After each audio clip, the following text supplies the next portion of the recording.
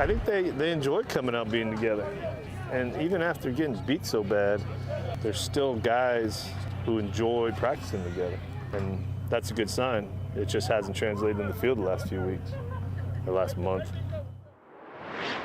Last week, a football practice for the 2017 UH football team headed into the final game of the season. Good evening, I'm MG Montemayor. Searching for their first win in 5 weeks since homecoming night, all attention will be turned to this old rival. You don't realize that as a player, especially a mainland player coming here. And I'm not sure even the local boys understand the severity of it because it hasn't been a real recent rivalry. But the thing I remember most was Sunday after the Air Force game, BYU talk started, and it just, the energy rose and the excitement rose, and there was a buzz around the game. The Rainbow Warriors back at practice today after the 38-0 shutout against Utah State in Logan on Saturday. Hawaii will close out the season with a non-conference opponent playing BYU for the 30th time. The Bows are 3-8 overall. Cougars are 3-9.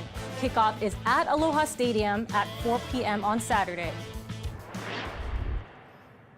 Rainbow Warriors basketball team returns to the Stan Sheriff Center following its 72-67 overtime win last week over Troy.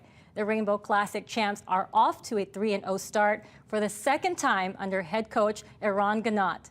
But he knows there's always room for improvement.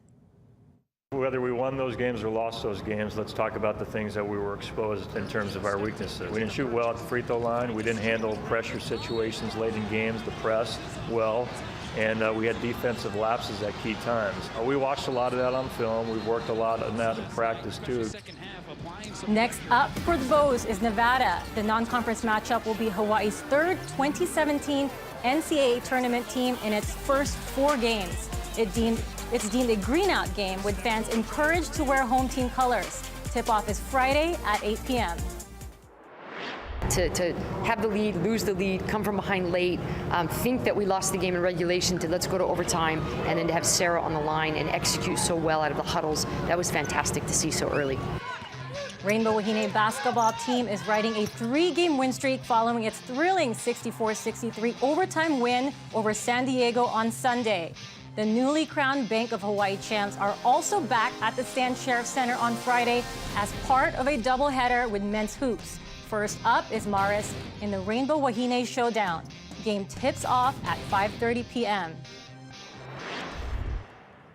And in another week of the NFL, I spent the afternoon with Rick from Ruby Tuesday in Honolulu. We caught up with a mixed lot for this Monday night football watch party, and a couple of familiar faces made an appearance.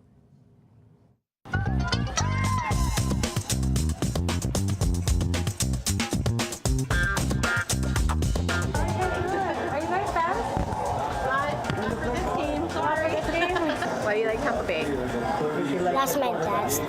That's her dad's team. Do you have a favorite player? What's your favorite player? What number? 3. Yvette and David? Yeah. All right. They won last week. This is the New Orleans seafood with shrimp and tilapia, Cajun spices, so it kind of reminds me of the South, which I love. At one point, that was the most popular dish at Ruby Tuesdays on the mainland. 5 cheese sampler, spinach artichoke dip. Yeah, that's what I was eyeing. Yeah, dive in, please. Best fans? Oh, man. It's got to be Raiders. We had the best time with the Raiders game, honestly. They were very welcoming. We met guys from the Black Hole. Yeah, and they were really, really nice to us. Yeah, my team is Seattle. I like the West Coast team. They're my team ever since I was in the Navy. Retired 15 years ago. I like Atlanta. Behind right now, but they're catching up. It's only first quarter.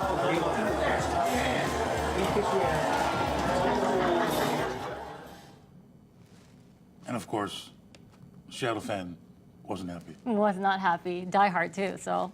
Thank you, MG. We've got another